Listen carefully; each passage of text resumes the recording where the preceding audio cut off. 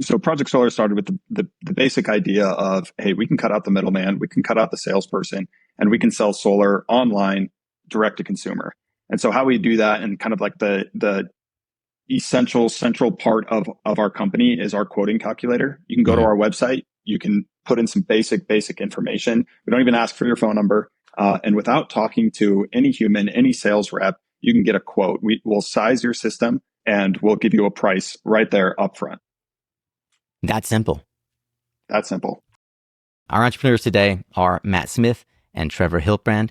They are the co-founders of a business called Project Solar that, until very recently, I'm sure many of you, if you're in the industry, had not heard of. Many of you probably are scratching your head thinking, who is Project Solar right now? Well, my job is to help you not only better understand it, but you are now on notice. There's a new kid in town.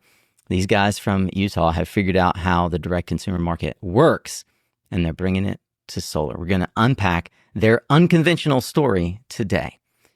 Please get ready to tune up your skills, Solar Warrior, as we tune into another powerful conversation here on SunCast.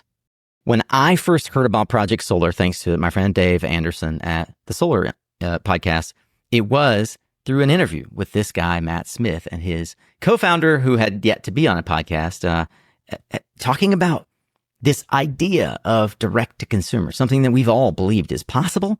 Few have really attempted at the level that can be achieved.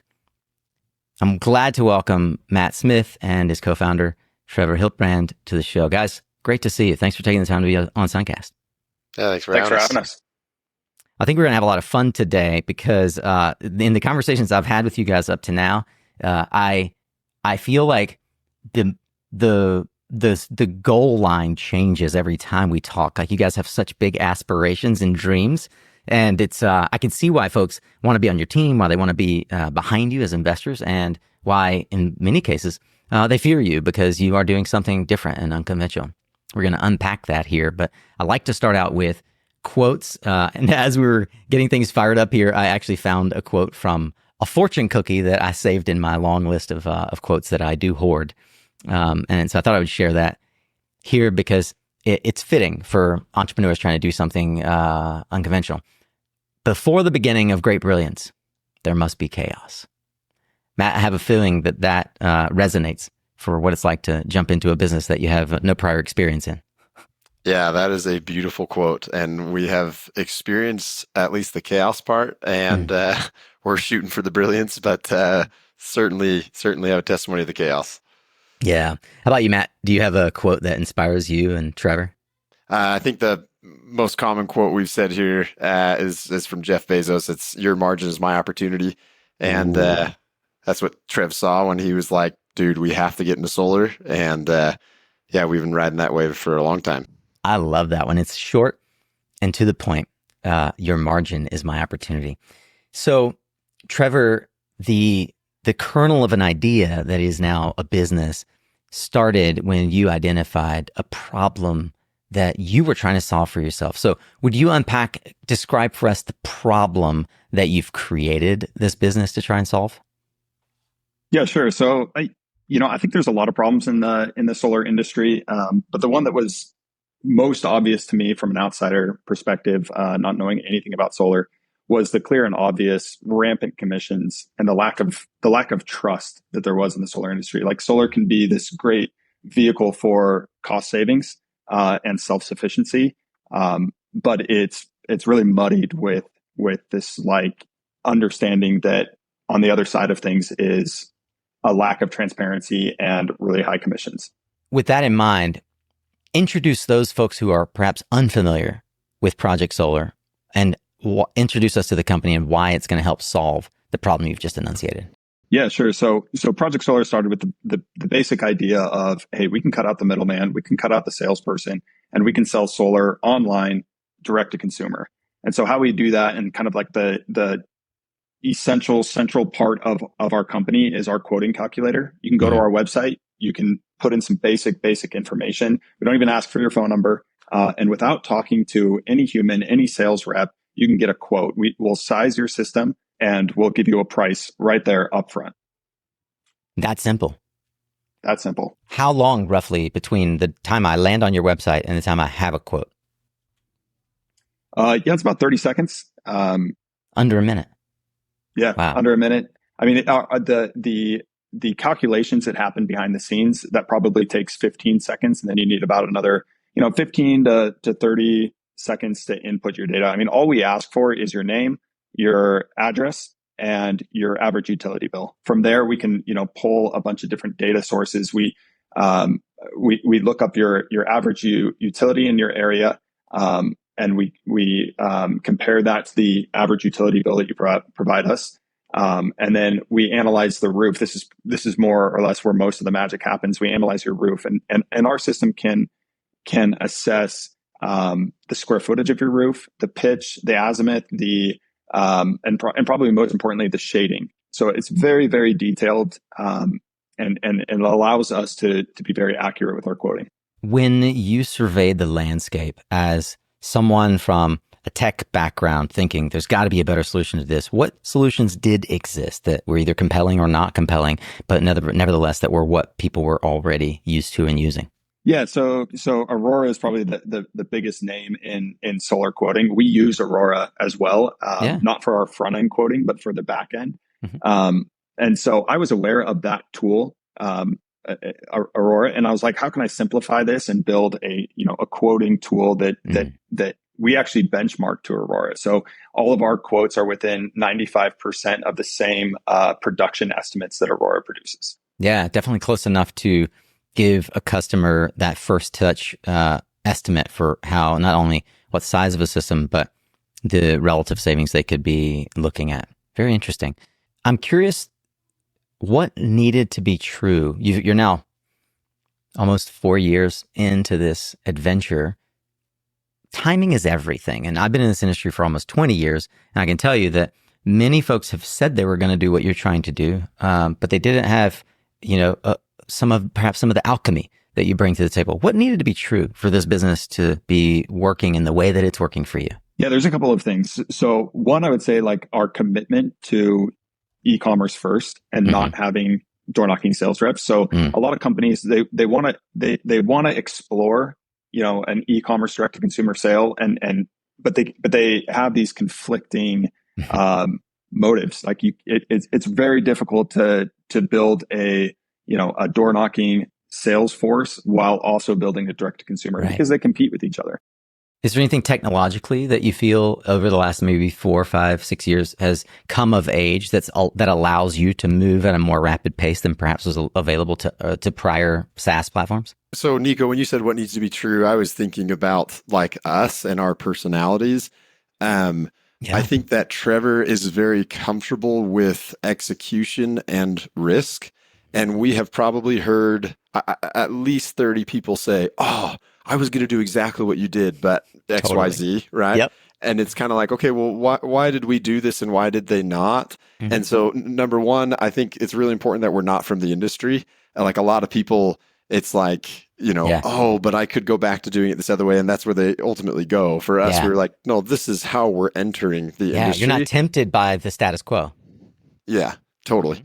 And then in terms of the execution and risk, we launch our website and we start going. I still remember kind of the first sale that we had, and Trev calls me. He's like, dude, okay, we spent $1,200. Nobody's checked out. Where are we at? And we both kind of look into things, we tweak things, and then somebody checks out. And Trev calls me. It's probably like 10 at night. I was in bed. He's like, bro, did you see somebody checked out? I was like, no way. I like pop out of bed. Awesome.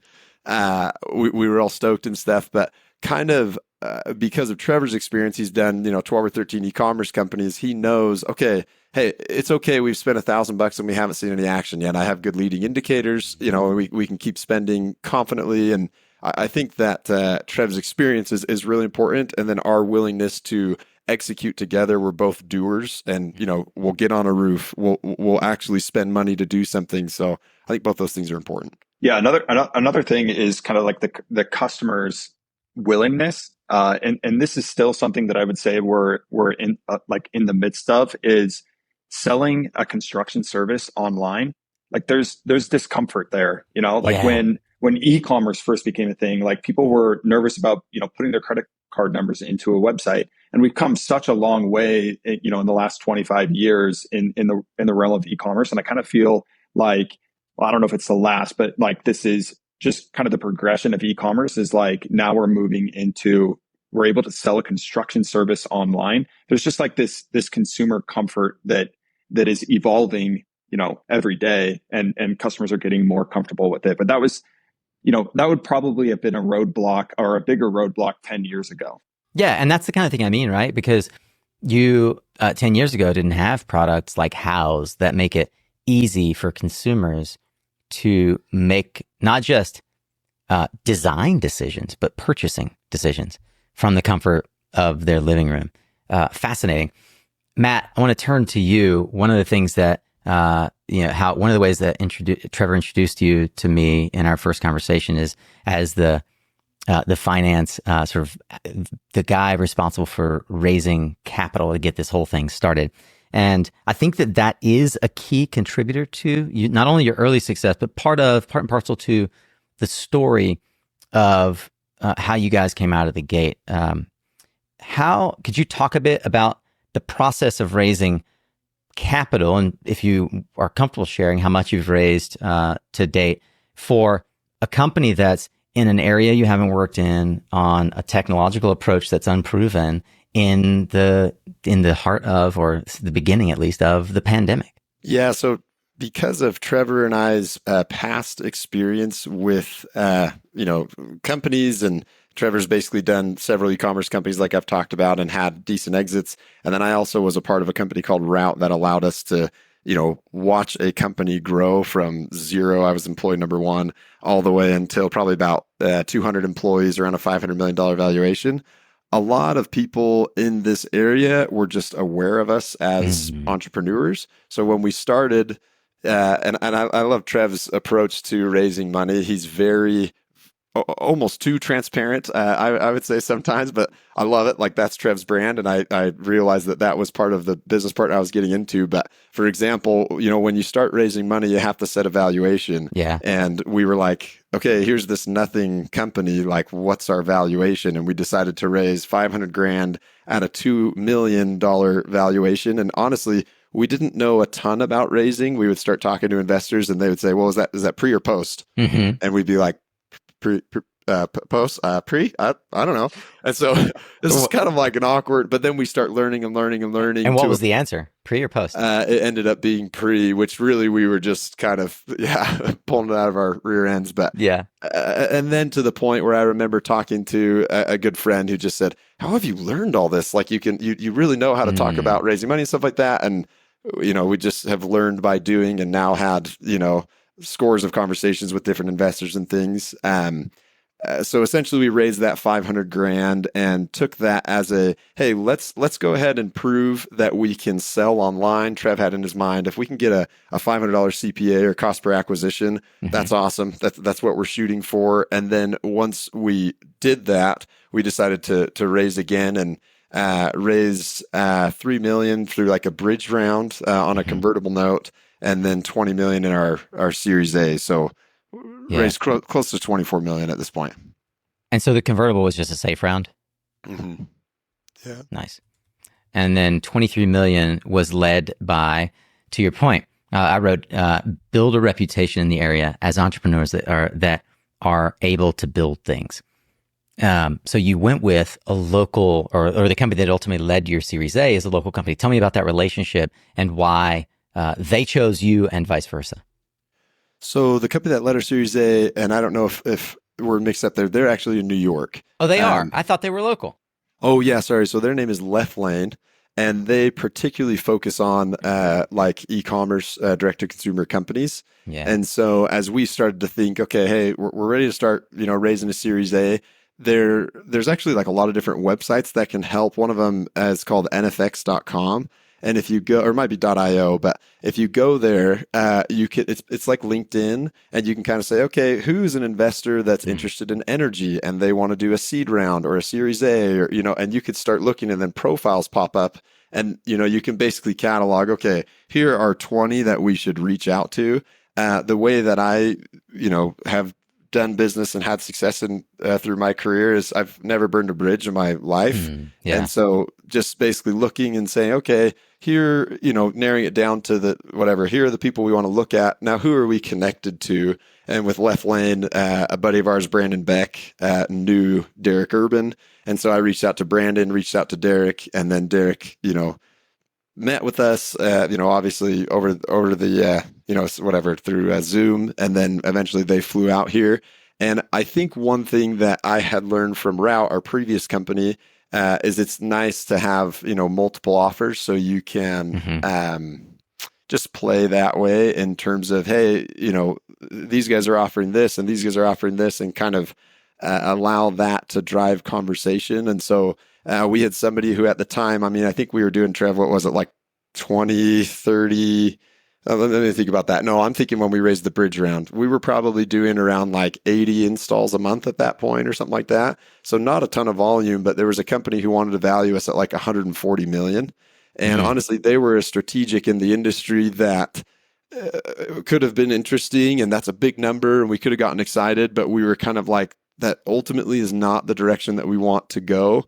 And so we had that offer, and then Left Lane came in, and we thought Left Lane is going to be a really good partner to, guide us through, difficult times. They have a lot of D2C experience. And honestly, they have been an awesome partner for us, especially as we've gone through a difficult time in the industry. They're backing us in our entrepreneurial, spirit of, hey, let's try this. And we've loved partnering with them. Are there any early milestones that, as you look back, they were seminal pivot moments in the business, like the one you mentioned earlier with Trevor, called you geeked about the first online sale? Pivotal moments. There's so many. There's been a lot. I would say, what comes to mind are probably the mistakes that we've made, and then like the realization that we need to, adjust. Those are probably like the most pivotal for us. It's kind of funny to think of like how many things that it was just, hubris, arrogance on our end. Like we tried to take on so much in the early days. Like we thought that we were the answer to, and like the solution in the solar industry for not just sales, but also install. Like we thought we were going to innovate on how the install's done. We thought we were going to innovate on software, and we were like doing all of this at once. And it was just, when you do a lot of things, you're doing, you're not doing any one thing super well. Right. And so we've had to just refine, take those learnings and, a little bit of humble pie and cut back and refine our vision so that we can, focus on what we're really good at. I remember as we were starting the company, and Trev pitches me and kind of says, yo, we should jump into solar. This is going to be huge, and I'm kind of like, sure. So I leave Route, he leaves this company. And we just didn't realize what we had built on the sales side. And I remember it was a Sunday. I told Trev, I said, hey, I don't do business on Sunday, but, I appreciate, him saying, yeah, I can respect that. And I'm looking at my phone, and Todd Peterson, that's the founder of Vivint, starts FaceTiming me. And I'm like, what the heck? And then it hangs up. And probably, 10 minutes later, Trev's calling me, and I'm like, oh, gosh, like what is going on? And Trev, I pick up the phone. It was Easter, and Trev was like, bro, I'm sorry it's Sunday, but Todd Peterson just called. I was like, what the heck? Like, crazy. What? He's like, he knows that we got an offer. We had received an acquisition offer from somebody else. And he was like, but he wants us to not sign. We're going to fly down to Cabo, us and our wives. He's going to give us a different offer. And that to me was pivotal in the sense of like, whoa, like, look what we're building. Like, this clearly matters to the leaders of the industry, because this was our second acquisition offer. Greg Butterfield was the first. And this is 3 months. This is 3 months after we launched the website. Yeah. So pivotal in the sense of like, all right, like we've got something here. I love that you slid in there. Greg Butterfield was the first offer. That's great. We love Greg. Greg's awesome. Yeah. It's funny. A lot of us from outside of Utah do sort of look at the Todd Peterson, Greg Butterfield sort of Vivint ecosystem as the solar mafia, right? Like but it's the D2D mafia, really. It's not like, it's all the things that you guys, in many ways, all the things you guys built your business to disrupt, which is kind of interesting to me. To that point, Trevor, you and Matt grew up together, but you didn't always work together. I remember Matt telling me that he kind of looked up to you as like, you were the you were the business guy, the entrepreneur who was very clear about your place in the world and the idea guy that was going to succeed early, while Matt went off to change the world in other ways as a teacher. While you were in the process of sort of building your e-com businesses, you started to dabble in solar for a very interesting and specific reason. Someone in your sphere of influence made a drastic move in their life. I'd love for you to just sort of tell the inception story that got the ball rolling for you, that kind of pulled back the veil that there was a whole world called solar that had interesting business opportunities, we'll say. Yeah. So I had been doing e-commerce for, like a decade at this point. I had started multiple different e-commerce brands, most of them in the supplement sports nutrition space. Had done very well with that, and had kind of built my skill set and reputation in that industry. But I've from a young age have just been obsessed, kind of like just a total nerd about entrepreneurship and starting businesses. And I mean, from my first venture of selling suckers, I literally carried a briefcase in high school, like a hard, click up briefcase. You did not. Yeah, super nerd. Yeah. And would sell suckers out of my briefcase. So like these handmade suckers, I was selling for like $2 a pop. And anyways, that was kind of like my first taste at entrepreneurship. And then I was just hooked from like age 14 on.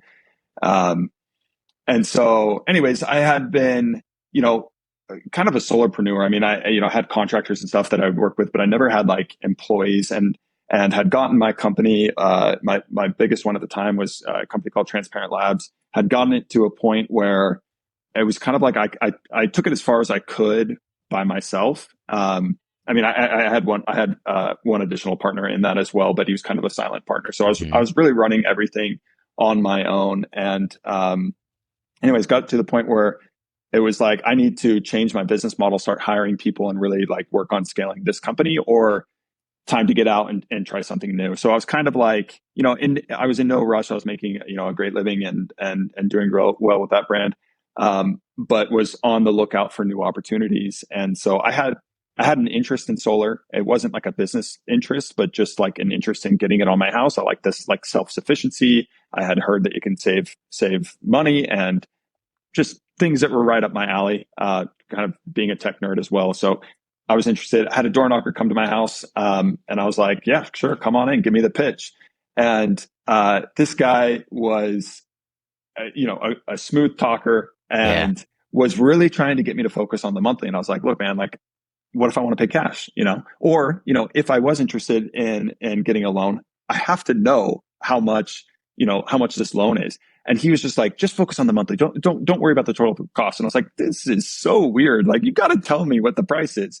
And so finally, after like an hour and a half sitting down with this guy, he told me the price. And I was like, okay, look, like, I'm going to take this. I'm going to shop it around. I got to make sure that I'm getting a good deal. Like, I just met you. This is our first interaction. We spent an hour and a half together, but I'm not going to sign anything, without doing a little bit of research.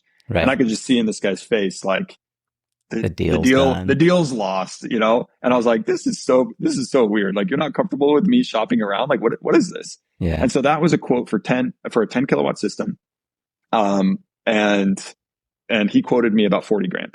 And so I took that quote and I shopped it around, and I was getting pricing ranging all over the place. Like, I think the highest for that same 10 kilowatt system was like 50, 55, and the lowest was 35. And this is back in 2018. So quite a bit before we actually ended up launching Project Solar, but it just stuck with me. And then also, like, living in Utah, I mean, we're in the solar capital of the world here. There's so many companies, whether they operate in other states, like they all seem to be headquartered here, or a good majority of them are headquartered here. And so I had neighbors who were like, killing it, boats, fancy cars, and just like flaunting their wealth, and they're like solar guys. So like, I had known about it. I was like, what is this? But that experience like really piqued my interest. I ended up doing a lot more research. That's when I actually learned about Aurora. I got an account with Aurora. I was like designing my own system. I took a class on like how to install solar, like an online or an in-person class. It was an in-person, like, traveling class in Salt Lake, and so I went to this 4 days. And I was running my own business, so I had the time. I was like, I can go and kind of like learn about this. And anyways, I came out of that class. That class was like the first 3.5 days was all about like how to do the manual math of sizing and quoting a system, like doing all of the analysis on PV potential, Oh yeah. solar azimuth angles, all Mm-hmm. the how that basically all the math. And after 3.5 days, I like raised my hand. I was like, hey, because I thought it was like a how to install solar class, Right. but it was like how to design solar. How to sell. Yeah. Uh, How to. yeah, and how to sell and talk like the technical aspects of it. And then we ended up watching like a 15-minute video of how to do the install. But that class was like that class was super influential. Like I didn't realize it at the time, but it was really helpful in helping us create the original algorithm. So like I Yeah. learned all the math that went into it, and then we were able to like take that and put that into our original algorithm that fed the website and the quoting system. And so the idea for like Project Solar originated there, and it was like, it was like we can do the install ourselves. The install's really not that hard. Yeah. I mean, I wouldn't recommend it for just like anybody, but like if you have, some chops, if you're comfortable getting up on your roof, that's probably like the scariest and most intimidating part, and carrying big panels up on your roof. DIY is not that hard. And so that was the idea behind Yeah. it, is to start DIY. Me and Matt, the first thing we did was install in my house, Right. and no leaks to this day, 5 years later. Amazing. And that was the same 10 kilowatt system that you had been quoted. Same 10 kilowatt system that I was quoted. The lowest quote I got was 35 grand. We installed it for 8 grand. 8 grand. So just insane savings. Yeah. I mean, that's net of the tax incentives, but yeah, Sure. 8 grand for the same system. It's pretty incredible. That's $27,000 in your pocket right there. On the low side, to your point. So light bulb moment, we can install this for 8 grand, not 35 grand. Surely there are more folks out there that would want to get to have this level of savings. Lots want to go solar, millions, in fact. Matt, meanwhile, you had been a teacher, and you left teaching for Route. You have a successful sort of second career going. Tell me about the moment that you got roped into this crazy idea. Yeah, so I had actually left Route at this point. I had been talking to a lot of different people, including Trevor, about starting other companies. Okay. And when I left Route, I remember Trev calling me and being like, bro, you do solar with me, come on. And he had already, pitched me probably 3 or 4 different times. He'd said things like, we'll make 100 million in 1 year. Like we could scale this thing so fast. And hey, if you could fundraise, like I could do so much damage with 500 grand and just things like that were rolling around in my brain. And at this point he was just like, bro, come on.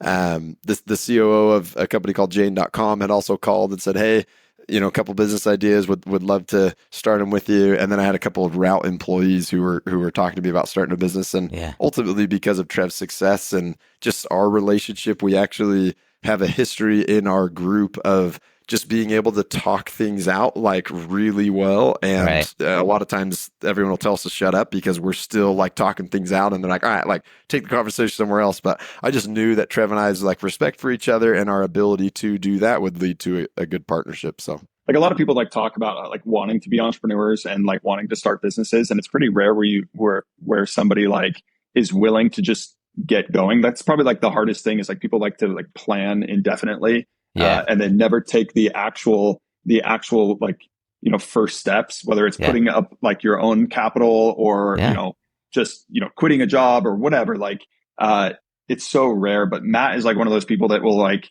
if like, he'll just go right away. And I saw that, like kind of work, like watching him work through Route, and I was impressed by that. Matt didn't mention this, but like he got me to invest early in Route. So I was like one of the first money in at Route. And that kind of formed our business relationship, because like before that, I mean, yes, we were friends, but like we had never worked together. And I kind of viewed Matt as like, I mean, he had big aspirations in his life, but like he was a teacher, and I was doing business. So before that, it was just like nothing. But I watched him like dive into Route and be very influential in their early growth. And that's just like a great thing to have in a partner, somebody who's willing to work. The last thing you want is to like be dragging somebody along. And so just that like bias towards action, was why I was like so aggressively trying to get Matt to come join me. I really like that bias towards action as a key sort of character profile in particular. Matt said that you said, "Oh, the damage I could do with 500,000." I'm really keen to hear in those early days, what in your mind were the early action steps to put that 500K to work? Yeah, and well, raising money was like such a weird thing for me. It still is. Like I'm a bootstrapper at heart. All my previous companies were bootstrapped, and so how did you know that you needed to raise money in this case? Then why not bootstrap it? This is an expensive business. So like first of all, like the acquisition cost is pretty minimal to like what can be made in total, but the time that it takes, I mean, we don't get paid, until the install's done, until PTO is done. So like we're fronting that cash. And so the, fundraising allows us to like just invest in the future and to grow way faster. And so, and then in the early days as well, we were like buying the equipment, for the installs that we were doing. We don't do that anymore, but, yeah, like it just took an immense amount of capital for like as we grew. So both of our neighbors were, solar company owners. Mm-hmm. And it's funny because we knocked on one of their doors. He was the owner of Blue Raven, and he was like, "That's not going to work."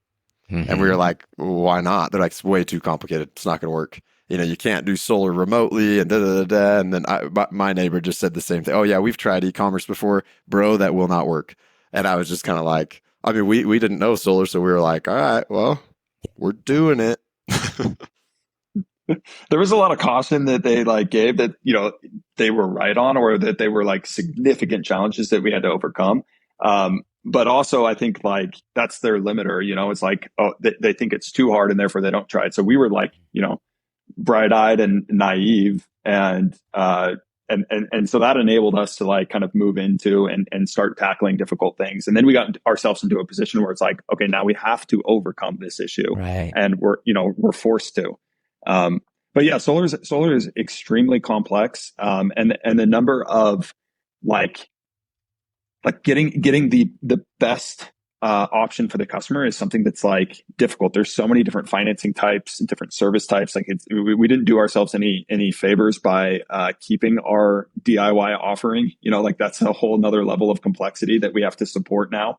Adding in batteries, this market shifted PPAs, all the different providers, the different lenders, dealer fees. Like these are just like things, like so much complexity. I mean, honestly, it makes the design aspect feel easy, but learning how to talk with customers and sell to customers this very complex offering and put it into simple terms. I mean, the simpler we can make it, the lower our acquisition cost is. The easier it is for us to sell.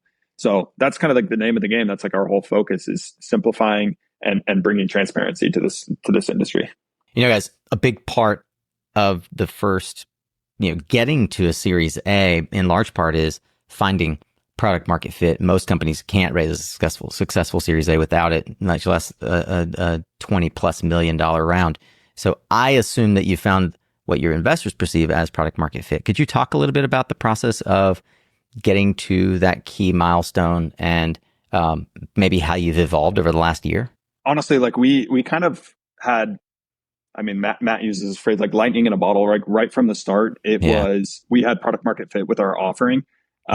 So we had, I mean, honestly, like we had more sales than we could handle. We in the first 2 years, we were constantly turning off ads because we couldn't handle the inflow. And so that's what made us, I think, have early success in fundraising is like, we were just showing them like, look at the data, look at our acquisition costs relative to, these other public companies, they're kind of like comparing to Sunrun, who had like a, $5,000-$6,000 average acquisition cost. And we were sitting there at like $500-$600. And so, investors are like, oh, this is insane. Like you're 1/10 the cost to acquire a customer. And we were literally drowning in sales. And our biggest issue was how do we maintain a good customer experience while dealing with this massive inflow? So it was kind of a perfect recipe for fundraising. Like we had the data, we had the traction, we had the product market fit right off the bat. Amazing. I will say that like that didn't mean that we didn't have challenges. Like we underestimated how difficult the fulfillment would be working with Yep. all these different, AHJs, all these different, utility companies. And like we started in what was it, man? Like 27 states right off the bat. Oh Lord. And in hindsight, that was like such a big mistake because the complexity of operating in all these different markets was just like, it was more than we could handle. And then you combine that with our lack of experience in the solar industry. We didn't know what we were getting into. And so we fundraised to help alleviate that pressure and to solve that problem. Mm-hmm. And then once we solved that problem, then the whole market shifted. So like right now, the big thing is like PPAs are outselling, a straight sale. And it's like the market has totally shifted, where right. 2 years ago, it was like 80%. I mean, I'm kind of, summarizing here, but like 2 years ago, 80% of sales were, a straight sale, either cash or finance. Yeah. And then now it's flipped to where it's 80% is PPA. I think Sunrun just said in their last quarterly statement that they're like 90% plus PPA, which is just it's a drastic shift. And honestly, like we were bashing on PPAs in the beginning. And so we kind of had to like relook at it. And now, like, I mean, if you compare PPAs to finance, often PPAs save the customer more money. So it's just like the market dynamic has shifted, and therefore like we've had to shift with it in order to maintain that product market fit. I remember in the interview with Dave Anderson, you said that you didn't know what an EPC was. You were turning ads off, and you were turning down, offers from people to acquire you because you were trying to figure out how to nail down that customer experience. And I just want to pull back a little bit more, a couple of layers on that, because that is, as I've experienced, it is the place where many smart, well-funded entrepreneurs die in this kind of business approach. And you guys have gone through that valley. So I'm really curious to hear about that process of finding your rhythm in the fulfillment piece.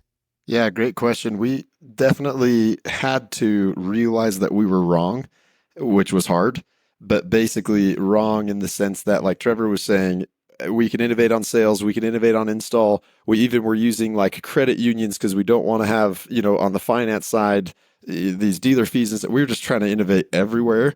And then, for 2 years, we were trying what we call the build partner approach, which is basically Uber, right? We sell and then it's someone in the area, but then realizing that, hey, especially as the solar industry has, started to tank, a lot of these guys start going out of business. We're left holding the bag. That's not the right business model for us. And then turning to larger EPCs that cover a lot of area, that install really well and have good reputations. Even though, we don't have as big as margins there, we can still scale and really focus on the sales side. And so, yeah, I mean, we have gone through a lot of growing pains. And I'll say we hired a guy, his name is Aaron Gray. He was amazing and really helped us to like go into the build partner side of things and help us clean up a lot of crap that wouldn't have gotten cleaned up by the time he came. Unfortunately, when we hired him, it was kind of too late. We had so many jobs in the pipeline that we were trying to run through, but he did a lot to help us like stay above water. We got to a point where we realized that like, yeah, this build partner model, where we're using, kind of like this Uber model where we have a sale in this area and we have somebody like an installer who's kind of claiming it. That was a really good model for minimizing cost, but it wasn't at all good for the customer. And so we realized as we were watching like our install times go up and the customer experience go down, we realized that, hey, like this isn't in the best interest of the customer. And therefore it's like, it's not sustainable long-term. And so we had to make that pretty big, at least big for us, internal shift to starting to use more large established EPCs who have more credibility and more consistent processes. They're higher priced, but the customer experience is so much better. And do you guys also install internally now? Sometimes I'm confused when I listen to the story versus how it was and how it is now. Are you guys building out your own install teams now? No, we are exclusively focused on improving the sales experience. The customer experience, yeah. How do you measure that customer? Go ahead. I was going to say, that said, we do offer what's called solar care. And so, like I said, when we're left holding the bag, even though we have had these installers who have gone out of business and things like that, we do come in and we've literally had, like, for example, there was one installer in California who went belly up, and we were holding about, or I'm sorry, they had about 250,000 of our customers' deposits that we had to refund from our bank account because we're saying, hey, we care about the customer experience and we're going to protect you no matter what happens. And so Fantastic. it's just really important to build a good brand. And that is part of our mission, is like, we do want to exit bad players out of the industry. We can go more into that, but there are a lot of players who do shady things, and unfortunately, it's typically at the cost of the customer. But we're here to try to change that. How do you measure customer satisfaction and manage that journey? CSAT reviews, online public reviews. We call customers, we interact with them, we ask for feedback constantly. That's something that is like, I mean, it's one of the 3 points that make up our mission statement is, a relentless focus on the customer experience. It's the most important thing for us. It's also the most important thing for building a successful brand. Brand is synonymous with trust, and that customer experience is everything. I mean, we're selling what, for the most part, I mean, like 95% of our customers, it's a one-time purchase. But our reputation is so directly tied to our acquisition cost. So for us, reputation is everything.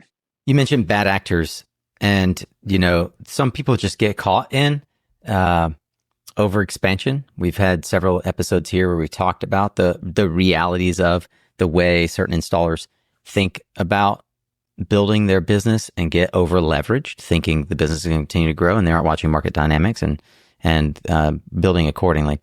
And then others just are bad actors in the industry. So I'm curious your thoughts on how do we, as an industry, get those bad actors out? In some cases, they'll weed themselves out. But what thoughts do you have on that? Again, I think it goes back to protecting the customer.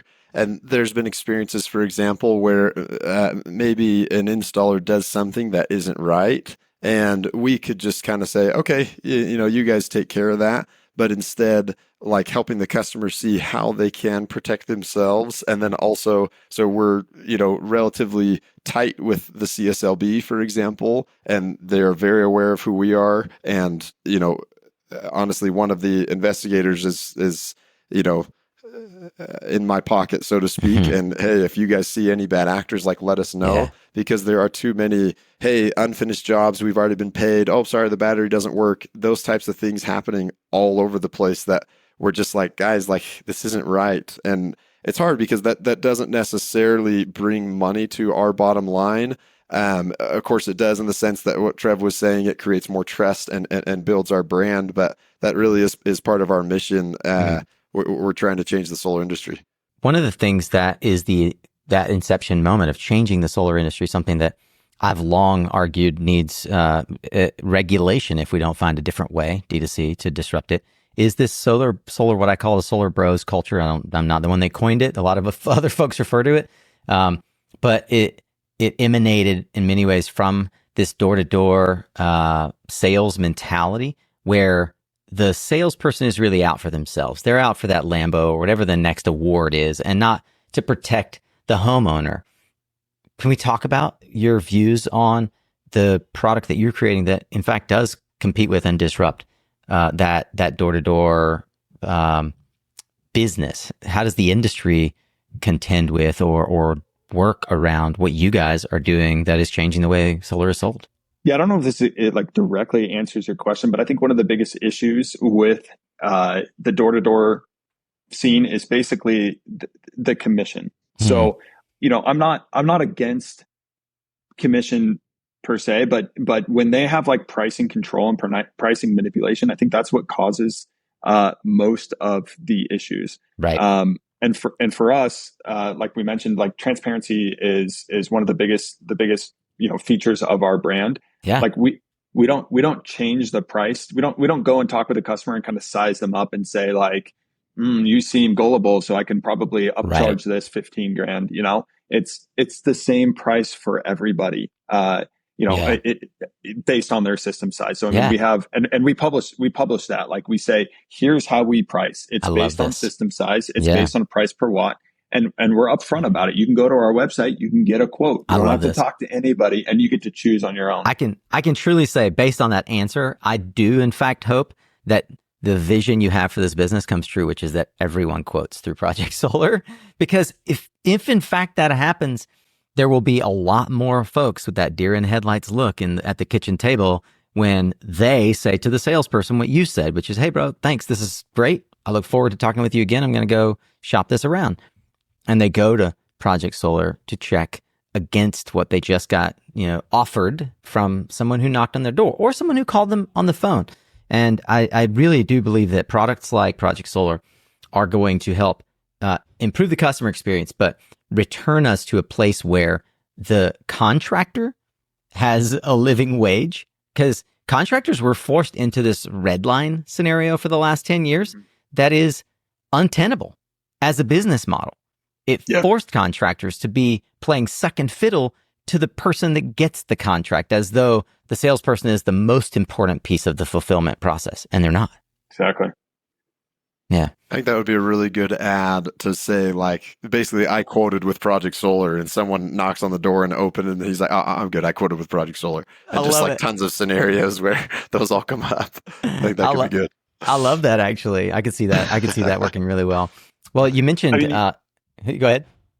Yeah, it just earlier you asked like how do we clean it up, and I think that's exactly how we clean it up. I mean, it's not going to be the fastest approach, but just by being a transparent option, it forces everybody else to respond. Sure. And the more people that we can reach, the more people that quote with us, whether they install with us or not, the better, because now they're armed with competing information and they're educated on what it could and should cost.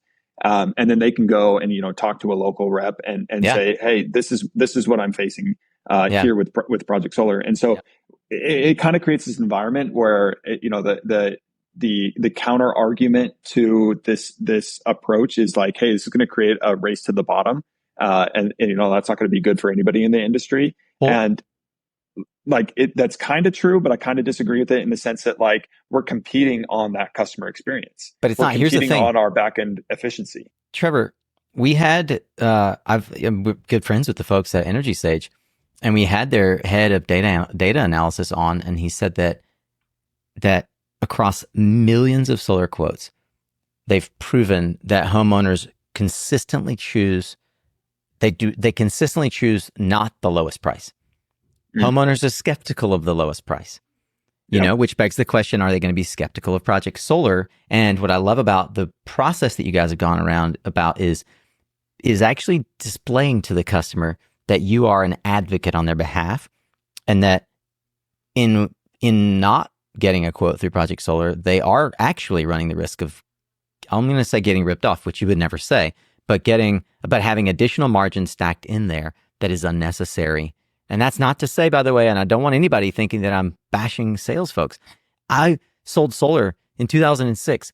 I've knocked doors. I know what it's like to sit at the kitchen table. Believe me, I know what it's like to sit at the kitchen table and have an honest conversation with a homeowner.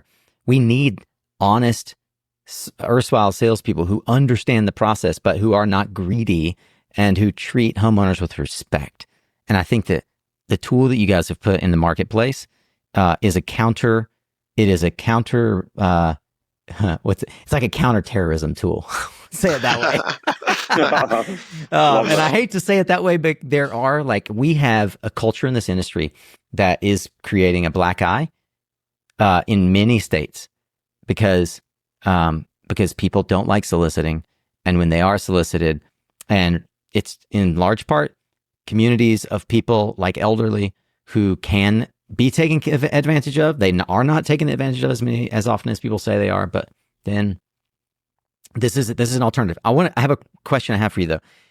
I worry that the homogenization, so to speak, in the marketplace won't happen fast enough, and therefore we will still see bad customer experiences for quite some time. Would you be in favor of something like regulation? In the real estate market, where Trevor, you spend a lot of time, it's required that commissions be stated on the HUD. It's required that the homeowner know every single line item that they're paying for. And yet we stuff dealer fees and commissions in a black box, and homeowners have no idea that they're paying the exorbitant prices they're paying. Would you be in favor of that kind of regulation?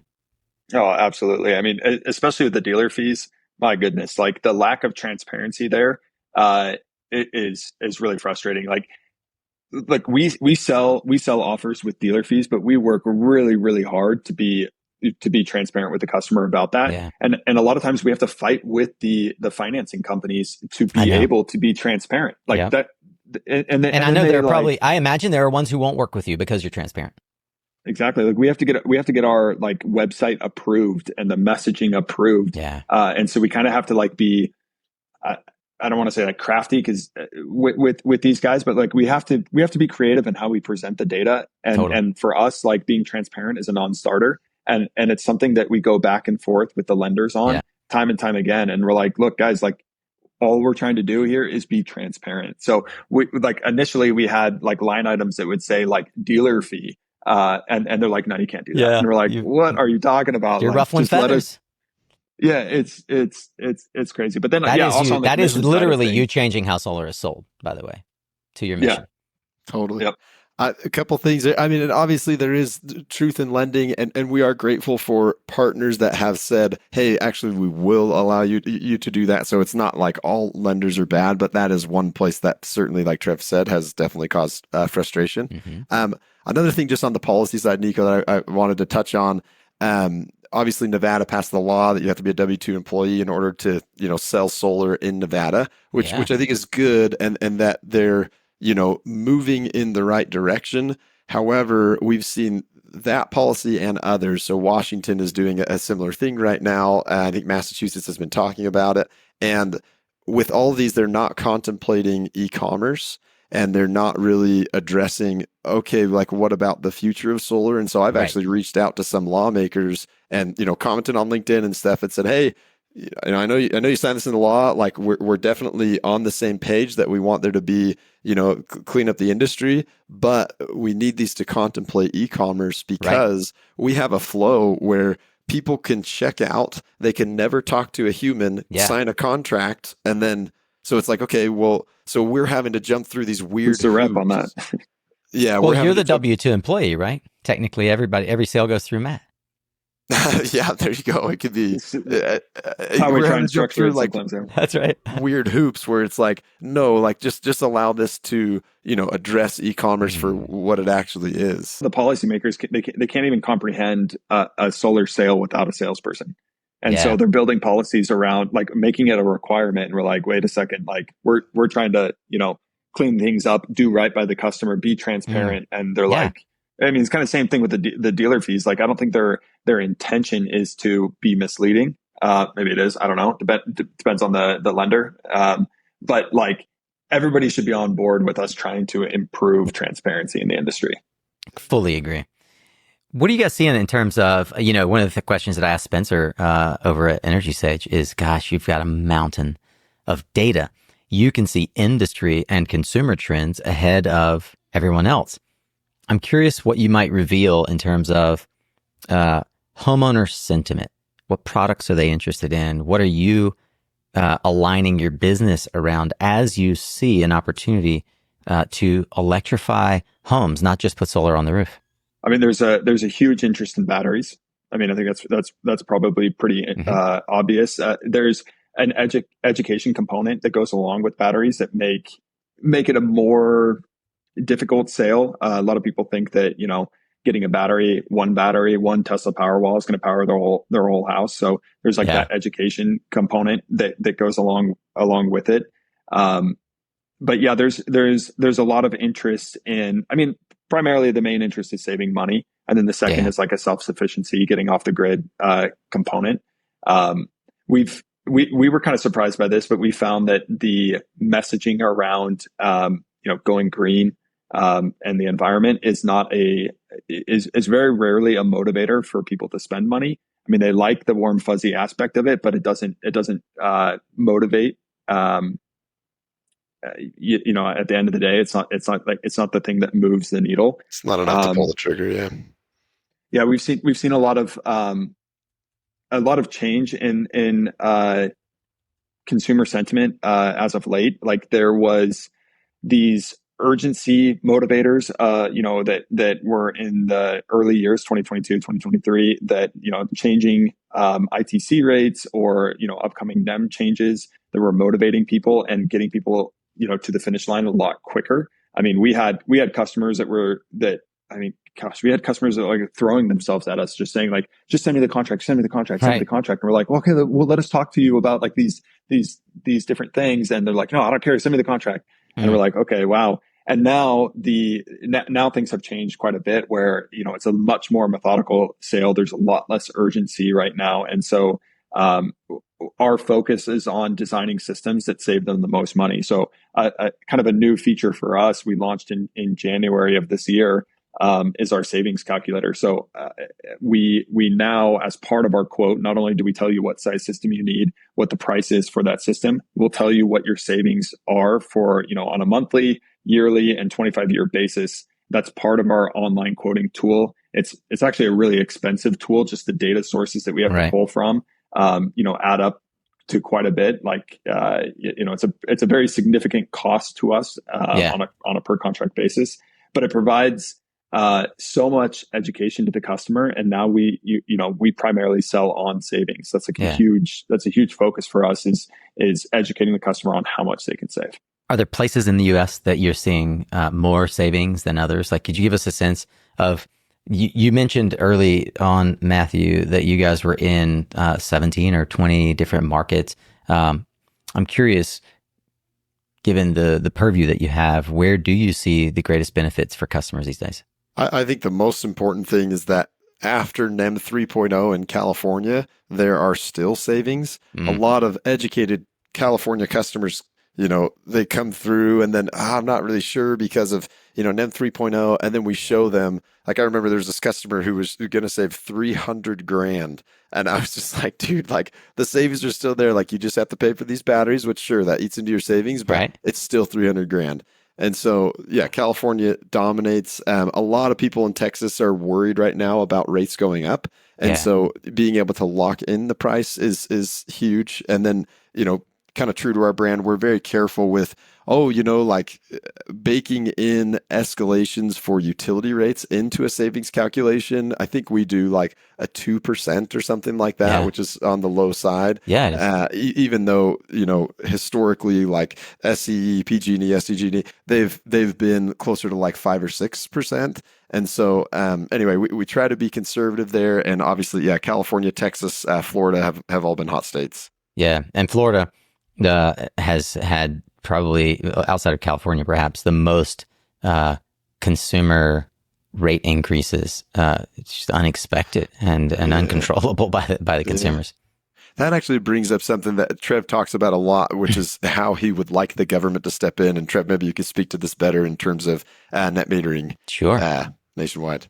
Oh my gosh. Yeah. Don't get me started on this. I think like the ITC, I mean, largely benefits sales companies. We're a sales company. We might not have sales reps, but we still sell solar, and that's our bread and butter. But it enables and empowers people to sell solar for a higher price. Where I'd rather see the government money going would be towards normalizing the NEM situations. Like most utility companies are government backed, supported institutions, and they just don't seem to be in the best interest of the consumer. No, they're investor-owned utilities. Yeah. So it's just kind of this weird thing. So I'd rather see the government step in and kind of regulate the NEM policies. Obviously California and the switch to NEM 3 was a massive blow to the solar industry. And that to me just is something that should be unacceptable. That I think that the utility companies in an ideal perfect world would transition more towards distribution and storage rather than distribution and energy generation, and allowing solar to be and residentially owned solar to be the main driver of production. But it's the policies that are going through are just unfortunately going to these big corporations rather than, returning power to the people. And that was something that was, essential in the early days, like the early 1900s, when the, the national grid was being, built out, or the local grids, Yeah, and it was necessary for getting power, to the, the absolutely. outskirts, and making it affordable for all. But I think solar has just presented this opportunity to return it to the people, and that's where I think it should be and should belong. But instead, it's going towards these big utility corporations. I think that is a great place to put a pin in the Project Solar story. I want to dig in over the last 5 minutes to just the way you guys think about business. Matt has, you've both expressed actually appreciation for how each other go about business. You've both had successful runs as entrepreneurs in multiple ventures.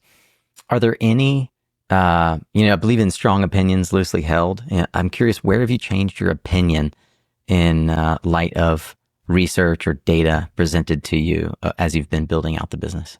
I'd like to point out first, like both of us have failed a lot. And I think that that's really important. Trev often says one of the most important things for a successful entrepreneur is persistence. And I think we're both very persistent, sometimes annoyingly persistent people. And I mean, it's cool to me to see like how many businesses Trev has started and failed at. Like Trev is, he's gold. He makes things happen, but it's just like, oh, that's rad that you keep going. Rather than someone who swings once and hits and it's a grand slam. It's like, that's cool, but it's cooler to me that somebody is persistent. This is not something that I've like thought about, and so I'm sure I'm going to like think of examples after we get off this call. But the one thing that comes to mind is that this isn't. I guess I've been humbled so much in this business, and so the I guess my own greatness is the thing that I've changed my opinion on. Like I've realized like how there's so much to business that I didn't know before. So like, I mean, like my previous companies were very successful, and I did really well. And so I think I probably got to this point where I was thinking, oh, I'm this great business guy and this great business leader. And then coming into this company where, at one point we were up to 140 employees, and realizing like the skill involved in people management and operations. These are things that like I had, like, I was a marketer and, Yeah. And a product builder, but I wasn't building, detailed operations in a very complex business. I wasn't, managing a large number of people. And so, just learning how difficult and how much that's a skill. It's not just like something that is, you're not just born with it, it's something that you have to develop. So it's just been a humbling journey for me. And so, yeah, I would say my own greatness is probably the one that I had to come to terms with, and that, I'm a work in progress. That's probably been my biggest takeaway with Project Solar. I appreciate that answer. Was there any advice that you guys got early that you feel has served as a foundational insight? Maybe a kind of a crux at this point of how you think about business that you remember learning from someone else who mentored you? I mean, the one that's probably ringing in my head the most lately is just having that refined focus, like dominating at one thing and not trying to take on too much at once. That's probably something that is just top of mind for us right now. And really hot that we're really hot on for like the last, couple of months. Can you give me an example of something that you've said no to as a result of taking that advice to focus? Matt, what do you got here? Tons of things that we've said no to. I mean, for example, getting into commercial projects. Like we have people all the time hitting us up and checking out, and we're commercial, and it's just like, we do not do commercial. In the past, we have tried, and we've freaking lost some money. Yeah. But like then kind of being like, all right, and taking that and saying, okay, this is really hard. We have, 120, 130 employees, and we're trying to innovate on install, but we're going to drop that. We're going to let go of like 50 or 60 of our like really good friends and people we love in order to focus on sales. we've had to Yeah. make a lot of hard calls in the name of focus. Thank you. Those are We've great spent examples. millions on like some custom software, and we're like, we had to come to grips that the software that we built, while it's cool, it's not doing anything to push forward our mission. And it's a lot of cost, a lot of upkeep, a lot of time spent, and a lot of resources and a lot of like mental energy going towards this like custom software that we've been building. Yeah. And so stripping that down, and we cut like 90% of what we had built, and again spent millions of dollars on, and just countless hundreds and hundreds of hours. And so just refining and saying, we're only going to keep the software and the tools that push forward our mission. I have another piece of advice I think that has stuck with me and will stick with me, till I die. It's a man that we spoke to who is in HR, and he is really good at HR. And it's interesting because when you think about HR, a lot of times it's kind of like, okay, well, that's the fluff and, whatever it is. But hiring, when he was talking to us about hiring, he was like, you guys have to be so tough on hiring. Yeah. Like when someone brings you a resume, and at least the way he spoke about it, it's not really who we are, but he's like, you yell at them and get them out of their office if there's too many, why is this guy jumping jobs every single year and like, no, like bring me better people. And now we have seen the effects of hiring the wrong people, and how it loses focus and it drives us down kind of these wrong paths, because oftentimes you're playing to people's strengths. And then hiring the right people. Rich Larson, who's here right now, our CFO, has been amazing to basically someone we could pass things off to and, run the finances. Brian Anderson's here right now. Craig Solberg is our head of people. All of them have been amazing hires that have helped drive the business. Jessica Latimer, Grant Hiltbrand, these are all of our leaders right now that are making a huge difference. And now as we're starting to hire, because we've kind of pivoted some of our strategy right now, we're hiring an inside sales team. We're bringing that same, okay, we're not just hiring, oh, you can fog a mirror, get in here, right? It's like, no, we have to have the right people in these seats in order to grow this business. Yeah. So I believe that readers are leaders and leaders are readers. I often ask if there are any specific books that you have read and recommend, or that have been key components to your own learning. I often will say, is it a book perhaps that you've read more than once? What contributions would you give to the SunCast reader list? I'm an avid reader. I don't ever read books twice though. No. So I'm going through. I'm just pulling up my Audible. There's been so many. Honestly, Matt, like some of the more impactful ones. It was a Amazon book that I just thought was incredible and so applicable to everything that we're struggling with and working on at Project Solar. Matt, do you know the book I'm talking about? We actually read it as book club. Working Backwards. Yeah. Working Backwards. That's probably, so you guys have a book club? Just in the last 3 years. Not really a book club, but probably had 4 books we've gone through the company. Our leadership team that we read as like a leader. Yep. So working backwards, we've done 5 dysfunctions of a team, which pieces have definitely come out of that. What's the one Radical with the guys Candor. Hiking? Yeah, Radical Candor, and then the one where the guy's hiking and it's talking about manufacturing. Oh my gosh, yeah, that one was incredible as well. Yeah, I can't remember the name of that. It's a guy who takes over like this manufacturing plant and it's just going down, and then they're coming in saying, "Hey, we're gonna let everybody go and shut the company down," and then he turns it around by focusing on the right things. It's like the blank. Oh yeah, the goal. Oh, the goal. The goal. Yeah, the goal. It's of course. Yeah. Yeah. Yeah, it's by Eliyahu Goldratt. Eliyahu, yeah. Eliyahu, is that what it is? Thank you. Yeah. So the goal actually also talks about as I recall, I read this in college. This is like a 90s book. It talks about introducing Kanban in Toyota, right?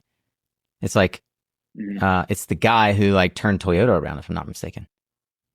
Yeah, is that, and I might be mixing books here where they like draw the red square on Yeah. the Yeah, it operation like introduces floor. the And whole then, concept of ongoing, like yeah, continuous improvement.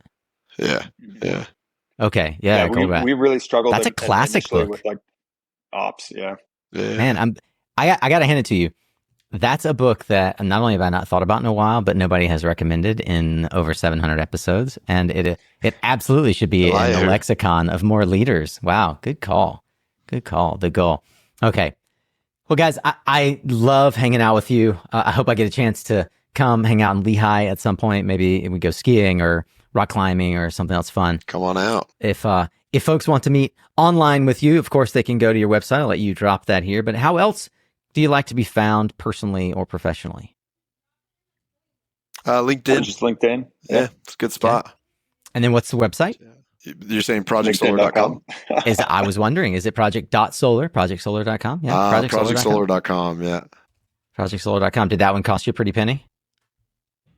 We started with projectsolar.io and we spent, it wasn't that much. It was probably like, what was it, 18, 20 grand for the .com. Yeah. It was like a couple $1 million. It's not a big deal. Yeah. Chump change. Yeah.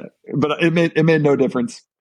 It's like one of those glamour things. Like you don't need the .com. It's really not material to the success of a company. Yeah. I remember when it was projectsolar.io actually. That's very interesting. I never thought about whether or not to ask if it made a difference. Thank you for contributing that, Trevor. I think that's actually an insight that folks are probably thinking. All right, guys, you could choose if both of you want to answer or one takes it. If you could leave every person you meet with one thing, what would it be? I mean, for me, that goes a lot like bigger than business. So Sure. I'm, Do it. yeah, I mean that they're children of God. That's an important thing to me, and I think that like knowing who we are is an important part of life. Well said. Trevor, what will have changed as a result of the work that you're doing? I mean, we want to leave our mark on the solar industry. We want to change it for the better.